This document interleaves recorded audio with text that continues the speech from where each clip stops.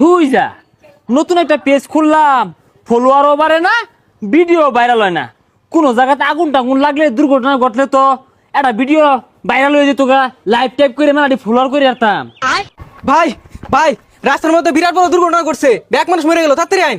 কস কি এটাই সুযোগ, ঈদ লাগে গেছে গা, পেজের মধ্যে মানে ফলোয়ার হইব, ভিডিও ভাইরাল হইব, লাইভে ঢুকে গে তাড়াতাড়ি। চশমাটা বিন্দা লই। দর্শক দেখুন, ভয়ঙ্কর দুর্ঘটনা, অ্যাক্সিডেন্ট হয়েছে। দেখুন, বেশি বেশি লাইভটা শেয়ার করবেন, কমেন্ট করবেন, তাইলে আরে ভালো হয়ে যাবে গা। যত বেশি ফলো দিবেন, শেয়ার করবেন, লাইভটা সবাই দেখুন, সবাই যুক্ত হন। দেখুন কেনতে কত বড় দুর্ঘটনা করছে ভাই। দুর্ঘটনা কিভাবে ঘটলো? আরে ভাই হসপিটাল পরে দুর্ঘটনা কিভাবে ঘটলো এটা কই? ভাই এটা কি করতে শুন, ওর তো হাসপাতালে নিয়ে লাগবো।